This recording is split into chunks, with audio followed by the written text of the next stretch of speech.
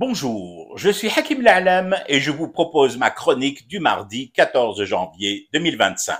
Elle s'intitule « La preuve par le chauffard ». D'abord, avant de débiter mes pitreries du matin, je suis allé vérifier.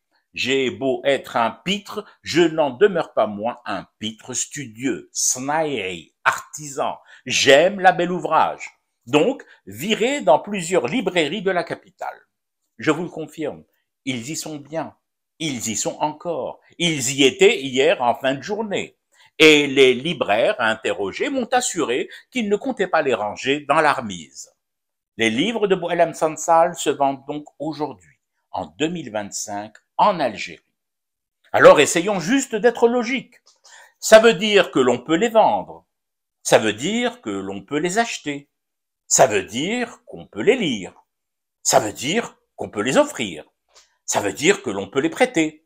Ça veut dire que l'on peut les emprunter.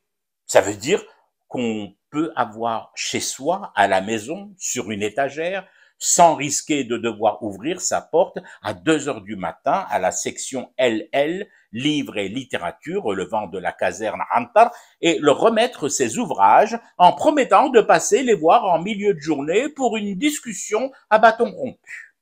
Non, mais parce qu'il faut qu'on m'explique tout de même.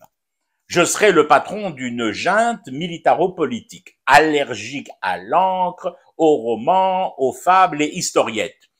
Je commencerai tout de même par une interdiction des livres de Sansal, à minima, ou alors plus radicalement, un autodafé de tout ce que cet auteur a publié si je veux sauvegarder intact mon statut de dictateur patenté qui ne veut surtout pas voir sa cote de méchant dégringolé à la bourse des dégueux patibulaires.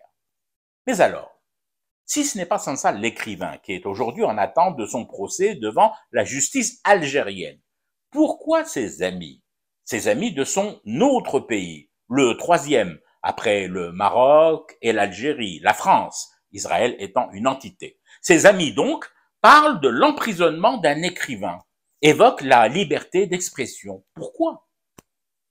Parce qu'ils n'ont pas fait comme moi, le tour des librairies de l'une des villes du pays qui en compte le plus. Ouais, ça se tient. Pour cela, pour faire cette tournée des libraires, il aurait fallu qu'ils viennent ici, en désédie, vérifier par eux-mêmes, sur place. Mais voilà, ils n'ont pas de visa.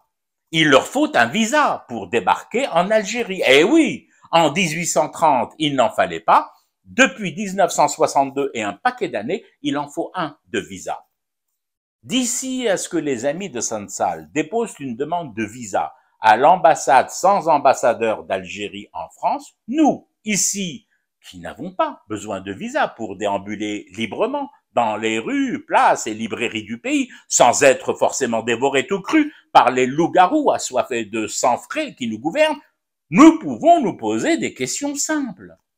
Lorsqu'un écrivain, un poète, un comique, un chanteur, un restaurateur, un conducteur de train ou un carreleur n'est pas emprisonné pour ses romans, ses poèmes, ses stand-up, ses chansons, ses menus gastronomiques, sa manière de conduire un autobus ou un train, ou la pose de ses carrelages et faïences, cette personne peut-elle être poursuivie en justice par son pays pour d'autres motifs? Oui, logiquement.